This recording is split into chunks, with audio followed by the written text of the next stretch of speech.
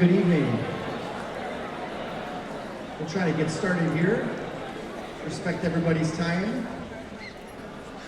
First off, I want to thank you all for coming out. I really do appreciate you taking time out of the end of your weekends to come to this. I know code meetings maybe aren't the most exciting thing to sit through. In fact, I just had a conversation with someone out in the hallway, why do we have to do this every year? And I don't know if I have a great answer for that, besides the fact that our state association says that any school that does not conduct meetings and have every student fill out the forms and sign them can't compete. So I guess there's the political answer behind that one. But again, I do understand that some of this information can sometimes be a little bit redundant after you've been here a few years. Again, I talked to another family that this is about their 8th year in a row. I know as a coach and going through this as a student athlete myself, this is probably about my 25th year of either listening to code meetings or giving code meetings. So I understand where you're coming from. So again, thank you all for coming out tonight. I do appreciate it. So welcome to the 2014-15 school year. Just want to go through what our agenda will be here in just a second. As you came in, hopefully you all grabbed 2 documents. One would be the entire NJSD Code of Conduct, the large packet, which includes the entire code. And then the single sheet of paper is kind of the Cliff Notes edited version, which kind of the quick hitters of the Code of Conduct. And then on the back is where you will sign these forms, both parent and student. And then you'll turn these in at the end. And we will make sure in our office that we get this entered, that you have indeed attended the code meeting for the year. And you'll get have this taken care of for 14-15. For those of you that might not know me, my name is Nate Werner. I'm the activities director and the associate principal, one of the associate principals here at Neenah High School. Contact information is on there, but it's also on the website if you need that as well. In fact, this is about, not quite to my year anniversary, but last year at the Code of Conduct meeting, I was introduced as activities director, and just remember standing there thinking, I have no clue what I'm doing. Now I'm through year 1, probably still have no clue what I'm doing, but it's getting a little bit better. Joking aside, I had a great first year at Neenah High School, couldn't ask to be in a better place. I love coming to work each day, working with your sons and daughters. I'm glad to see people back in the building. Right? It was a little strange all summer with the buildings being so empty, and it's good to see practices starting again and kids back in the building where they should be. So again, contact information is up there. Tonight, I'm going to try to be as brief as possible. Like I said, I've been through a lot of these meetings myself. So I think it's important, it is important to hear some of this information, but what I wanted to try to do is condense it a little bit and try to just hit upon the stuff that usually we have questions in our office about. All right, take care of those things. Hopefully that will help a little bit, and obviously if you have any other questions about the code, you can certainly contact us at any time and ask questions about that. But again, hopefully this will speed up the process for tonight and get you back to your evenings on this Sunday. So what we're going to do is I'm just going to, for those of you that haven't seen some of the construction projects in the back, I just wanted to briefly talk about what's going to be new with our facilities here at Neenah High School in 14-15. Briefly talk a little bit about why we have code meetings and what does it mean to be a Rocket and represent this school. Unfortunately, agenda item 3, Dr. Cronky, who is works at Theta Care Orthopedics Plus and is also our school and team physician, is unable to be here tonight. She is ill, so I don't want to try to go through her slides because I wouldn't understand them and wouldn't be able to give you correct information, so I'll be skipping through that portion. But again, Dr. Cronky is an outstanding resource if you ever have questions about any injury or just anything related to your son or daughter and need some medical help that way. So Dr. Cronky won't be here tonight, but then I will just go ahead and, as I said, try to go through some quick hitters on what are the rules of eligibility, what are the attendance rules for being able to participate in a co-curricular activity each day at Neenah High School. what are the academic rules, code of conduct rules, penalties for violating the code of conduct, and just a few other WIA and medical policies that came up in year one that I'd like to pass along, so hopefully some of these things won't happen again this year. And then just a few other items to finish up. All right, so here we go. Again, as I mentioned, quite a few construction projects going on in the back of school, and just wanted to give you some quick information on some of the stuff that's taking place, because things are really going to be changing out on Rocket Stadium, and we're really excited about getting started with phase one of the project to improve our facility. But when you come back in the fall here, you will be seeing a brand new ticket booth going into Rocket Stadium. You can see our old one in demo mode. That one definitely needed to go, but the new one is looking good. There'll be a new entryway into Rocket Stadium, as well as we're putting in a brand new track. At this time, they have yet to pour the asphalt, which will be the bottom of the track. They'll be doing that probably next week, and then that has to cure for about 28 days, and then they will put the new track surface on there. It's going to be rocket red. It's going to look great. So we're really excited about that. It's going to be easily the best track in the Fox Valley Association Conference. So we're very, very excited about that facility upgrade. We also have new bleachers for the visitor side. And it seems kind of strange that we put visitor side bleachers up and not on the home side, but those are coming. But this way, hopefully we'll be able to host some more WIA events in the fall due to being able to increase our seating capacity. And then we also were able to get a sound system in Rocket Stadium as well, which was definitely well overdue. So again, just some new things that you'll be able to see come this fall. Again, code meetings.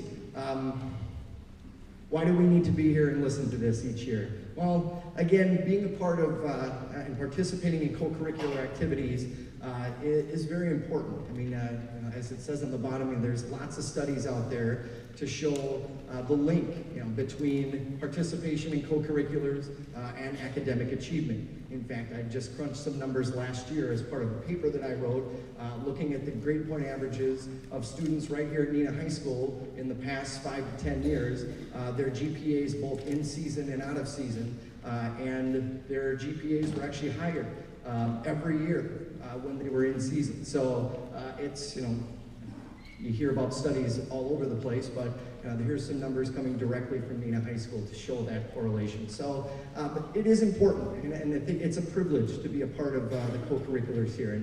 And one of the things I was so impressed by in year one of being activities director is the talent that we have here at Neenah High School. You have amazing sons and daughters that do amazing things. So it's a privilege to be able to do that and to represent Neenah High School. So understanding the rules and being held to a higher standard, if you're going to be a part of our co-curricular activities, is something that we expect of all the students that are involved. Again, as you're participating, you are the face of our school, right? You're representing us out there and at the forensics tournaments, at the wrestling meets, everywhere, right? So we again have expectations for you, as you're out there representing our school. So it's important that you understand what those things are. This stuff is extension of the classroom, right? Wisconsin was actually the first state in the entire nation, to create a state association to promote high school athletics, right? Because they felt it was important, right, to have sports beyond just the club level. Right, so way back in 1896, they started the WIA, right, for that particular purpose, to show that the academic side can really help to foster co-curricular activities. Again, the code is important, right, not only for you, but also for your team. So if you violate the code, you're not just letting yourself down, you're letting your teammates down. So something to think about, and we really do hope that that's something that you consider as you're going about your business. This was the portion that Dr. Kroenke was going to give, so I'm going to skip through this if you don't mind. But again, if you have any questions for Dr. Kroenke regarding anything having to do with medical stuff, she would be happy to answer those questions. She does a great job for us. Also, as long as I'm on these slides, I might as well mention for those who are new to Neenah High School, we have a licensed athletic trainer. Her name is Heidi Neustifter. She is also not here tonight. I should go back. This is Dr. Kroenke's contact information, if you wanted to jot that down at all, and those are Dr. Kroenke's kids, right? So, and I should mention too, as I was putting this presentation together, I was putting some of the pictures of the students on there. I didn't want anyone to think that any of the pictures are of students that were actually violating the code of conduct. That is not the case. I'm sure you probably wouldn't have thought that, but I'm thinking, you know what? I should probably at least make that disclaimer out there. Just pictures. Again, these are not offenders by any means. Anyway, getting back to Heidi Neustifter, our licensed athletic trainer, she will be at all of our varsity events. Some nights there are occasions where there are multiple events going on, and Heidi needs to move from site to site. She will do her best. You know, we're in radio contact, phone contact all the time.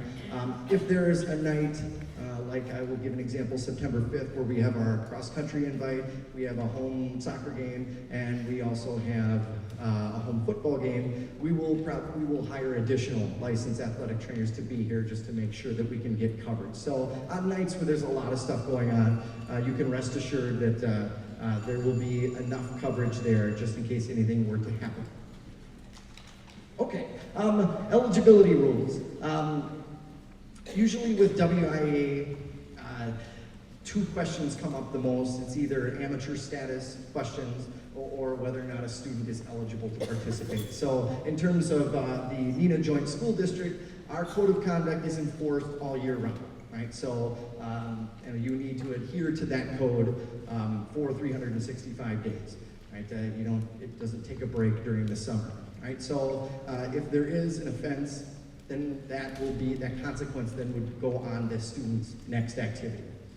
Again, WIA rules, they require that you have all your paperwork turned into the activities office.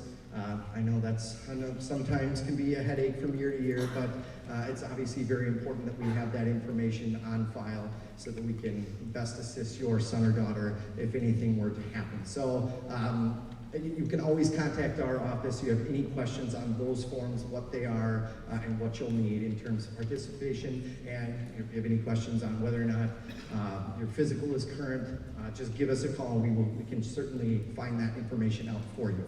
All right? As co-curricular participants, like I said, you're the face of our school, so we expect you to show good sportsmanship, whether you're a participant or a spectator. All right? Again, that is the expectation if you're representing our high school. Transportation, we'd like students to ride with the team. It's just for liability reasons, but also it's nice for team building as well. As a former coach, I know sometimes bus rides, there was a lot of team activities and sometimes it got a little loud, but it is a good time, and I think that's part of the experience of being on a team is that transportation. But obviously, I know that there are times that things are going to happen that you would need to maybe transport your son or daughter to or from an event. Right? No problem if you have to do that, but we do ask that you fill out a transportation form. I'm actually revamping the one that we had last year. It encompasses a little bit more, and to me it's a little bit more specific about what event you're going to be bringing your son or daughter to. So I will have those available on the day or a couple days before the event. If you know that you're going to need to bring your son or daughter home with you, just fill out the form, turn it into the activities office. I will sign it. I don't think there's ever going to be a time where I'm not going to approve this. I understand how these things go. And then I will make sure that I get a copy to the head coach so they're aware someone's not going to be on the bus. All right? So again, I will have those new forms available before the first day of school. So if you know that there's an event on the schedule that you're going to need to either bring your son or daughter to or from, please get one of those transportation forms and we'll make sure that that is taken care of for you. Attendance rules. We get questions in our office about this all the time. You do need to be present in school all day in order to be able to practice or play in an event, right? So that it does include practice. I know sometimes people think that it's just for an event day. That is not the case. So questions come up all the time, Mr. Werner, I'm in a part of launch. We're going to give a presentation at Shattuck Middle School. Can I play in the baseball game tonight? And the answer, of course, is yes. I mean, we're not gonna, for those types of things, we will definitely make sure, that's certainly an exception. Also on there, medical appointments, those are fine. We just ask that you do bring a note from the doctor to the attendance office so that we know that you were at the appointment. We'll make sure that it's taken care of and you can participate. Funerals, college visits, those types of things. Basically, what this rule is for is, I overslept, I missed my first period, then no, you are not allowed to participate because obviously, if you are a student athlete, that the word student comes first. That's the important part. That's why you're here. So we need you to be in school all day in order to be able to participate. So again, let us know if you have any questions about what would be an exception. We can certainly answer that for you. All right? Again, those exceptions then need to be prearranged from our office. Academic rules. Basically, what happens with this is every 6 weeks, when grades come out, we in the activities office, we will go through those grades and make sure that everyone that is participating is academically eligible. Right? So you do need to be passing 5 courses in order to be eligible, and you can't have more than 1 F. Right? A couple things that came up last year, especially maybe seniors more than any other group with this particular exception, but sometimes, maybe second semester, I might not want to take that one class. I have enough credits, I'll be fine to graduate. I just don't want to take it, right? So drop the course, everything's fine that way. You've got to make sure though you are passing 5 courses. We did run into this last year during the winter season where a student tried to drop a class. Luckily we found it before that particular student did drop it, because otherwise they wouldn't have been eligible, and they were a part of a team that ended up playing for a state championship. So that kind of stuff, very important that we make sure that you're eligible that way. Incompletes, if you do have an incomplete in our office, we do consider that to be an F until it's made up, right? So I know some people don't like that particular rule, but again, academically speaking, you need to make sure you're taking care of business in the classroom, right? And that's going to be important, and getting caught up is truly what you need to do.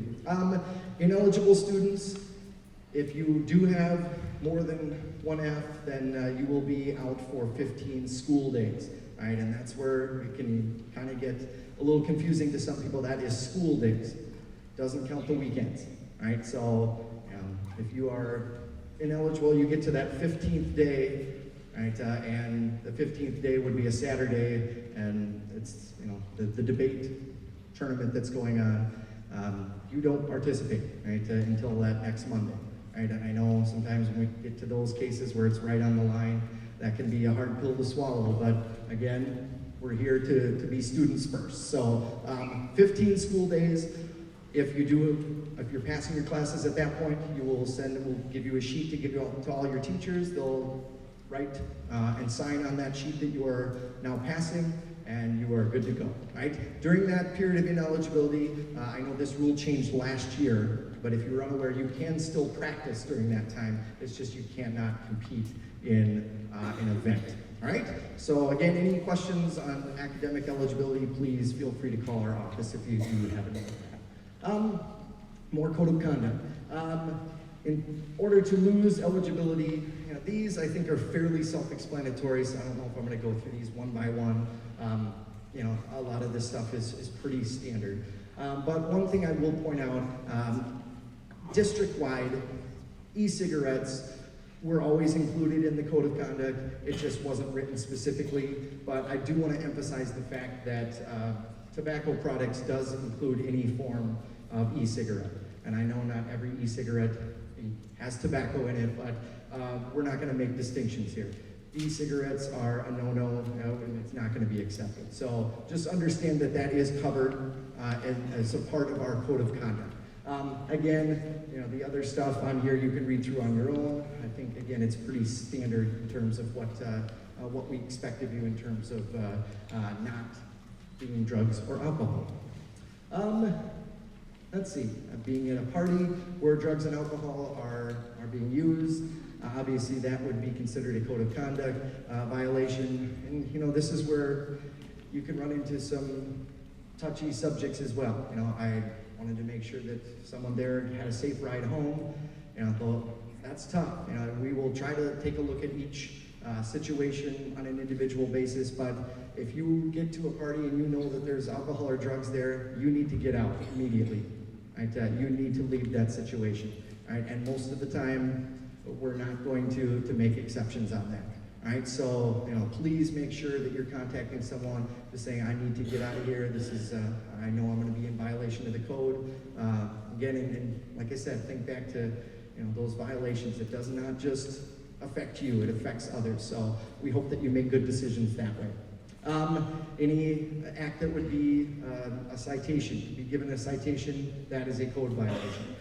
Every month I get a report from the Neenah Police Department, which includes every citation that was given out to a student of Neenah High School.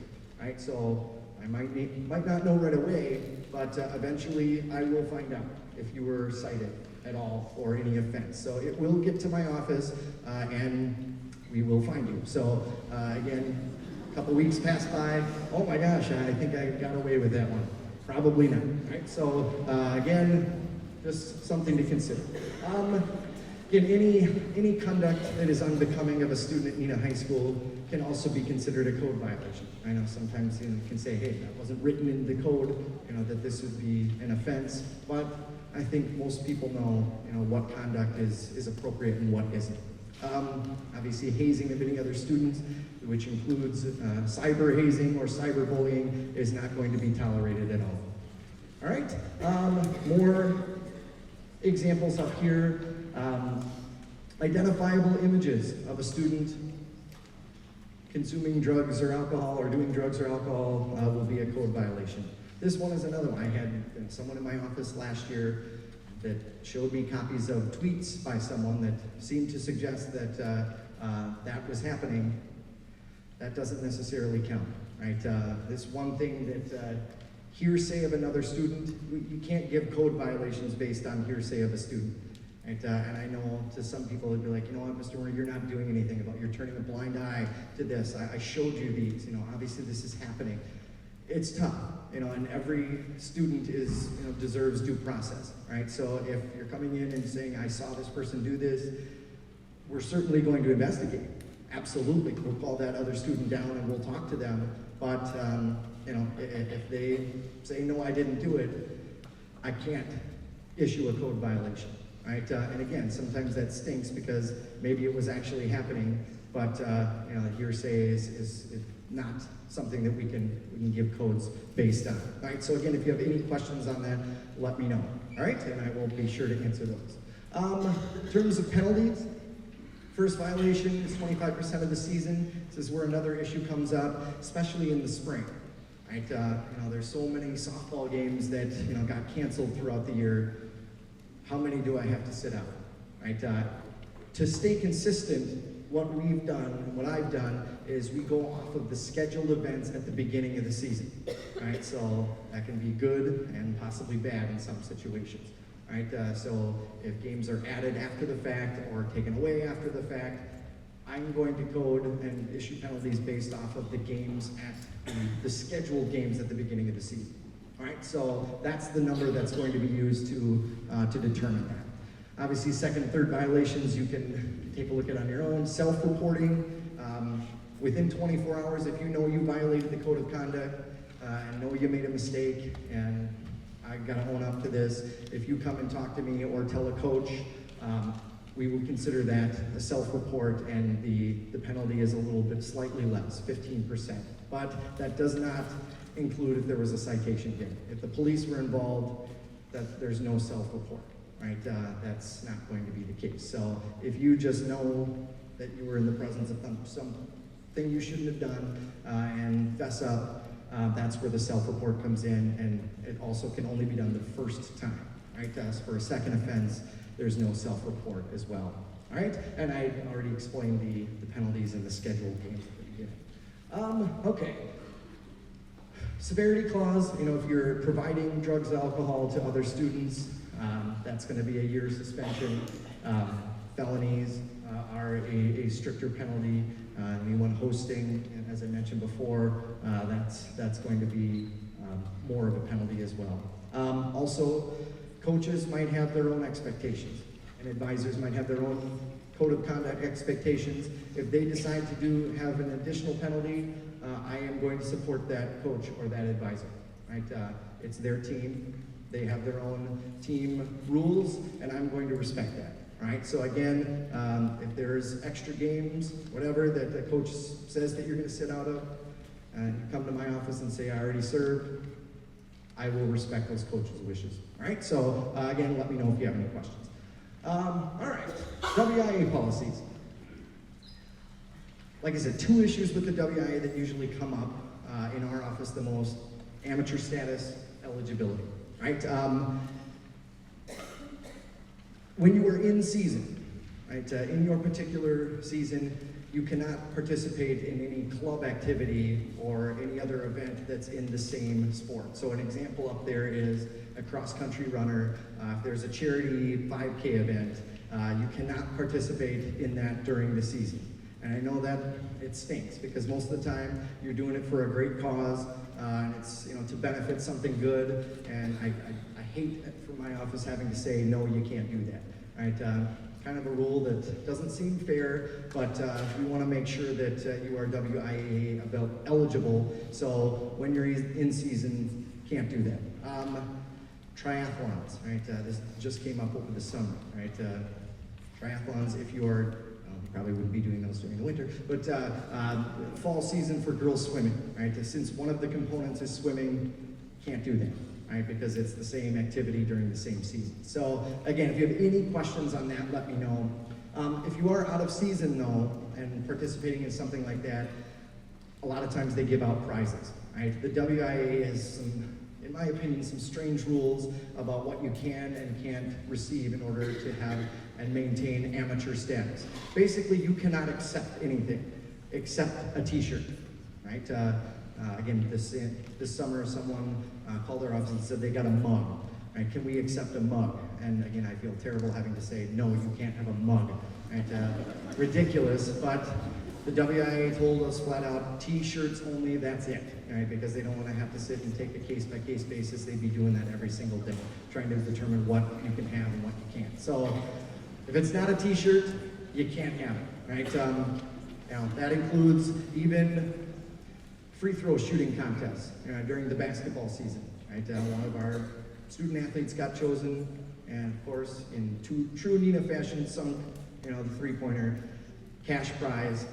No, you cannot accept that cash prize.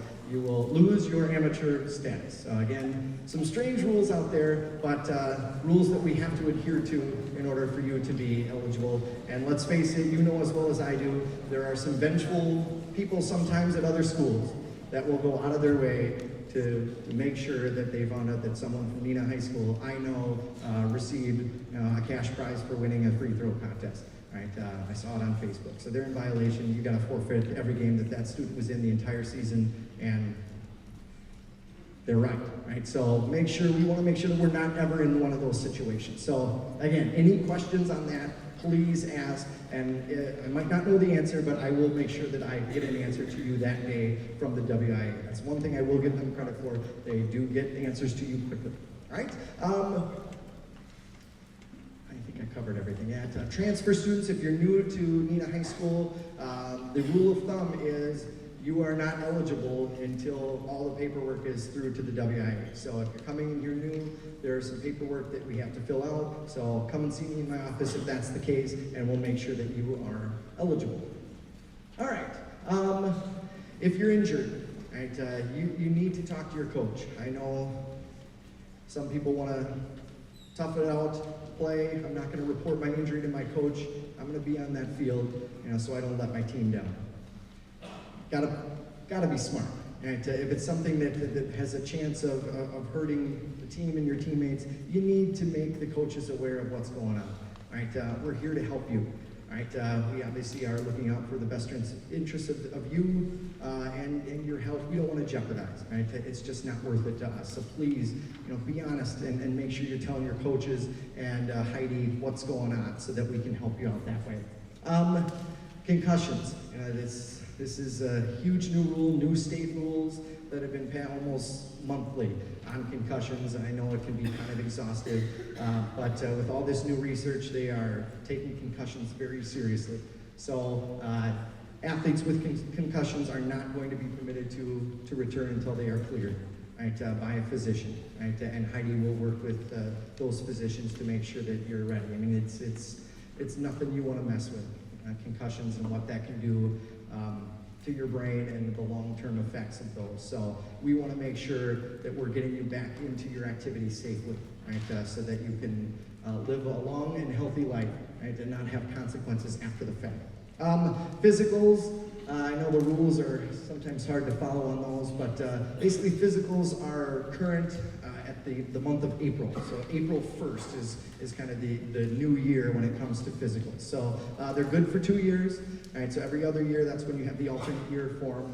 And we can look that up if you've forgotten which year you had your physical. We'd be happy to do that for you. So more or less, you have to have a physical dated after April 1st of 2013 in order to be eligible for this year. All right, so any questions, call our office. Paperwork, Mrs. Dorr will say this to everyone that comes into the activities office: do not give paperwork to coaches. Right, bring it to our office because we have to enter that in, and then we will make sure that the proper paperwork that needs to get to the coaches get to those coaches. All right, so bring it to our office. That's your best bet. Okay, additional information. We are here to help. Right, that's one of the things I love about my job is the interaction with the students. Right, so sometimes even if you don't have questions, pop in and say hello. I always like to hear how your day is going. But if you do have questions, we are here to help you. That's my job, right? And I want to help you. So please come down anytime that you have a question regarding anything having to do with co-curricular activities. All right? Like I said, I might not always know the answer, but I will find out for you. All right? Activities office, for those who don't know, it's right next to the attendance office, right in the link. Things that we can't discuss. Not going to discuss a coach's tactical or technical decisions. That's up to the coach. Right? You need to be talking to the coach, and I would say the student athlete needs to be talking to the coach first, not mom or dad. The student, right, needs to be talking to the coach if that's the case. If things, if there are other conversations to be had, then we'll talk about those at that point. But really, it's between the student athlete and the coach first. But we're not going to discuss playing time. Right? Again, that is a coach's decision. Right, that they are the experts and they know what's best for their team. All right. If you do have any, again, as I mentioned, WIA questions, please ask. And we'd rather have you ask before we might lose eligibility. And I know there was one thing that I skipped over that I didn't want to skip over, so I apologize, but I'll make it brief. Students. Their image being shown in publications. You got to be real careful with that, and it's becoming very, very popular with sports clinics. That Jenny tore an ACL, and our clinic got her back on the field in no time, and like to feature the athlete, and Jenny's a all-state volleyball player. They love doing that kind of stuff. However, it is a violation.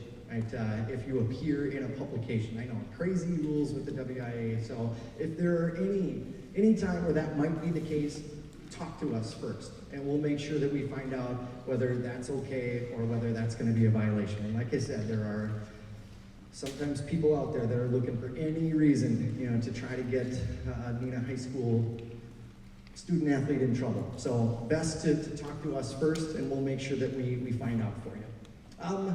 Paperwork, one thing that Mrs. Dorr asked me to remind everyone of, just make sure that you're using legal names. Sometimes the nicknames you forget, but we might not have them in our Infinite Campus system under that nickname. So just please make sure that all paperwork is filled out with legal names.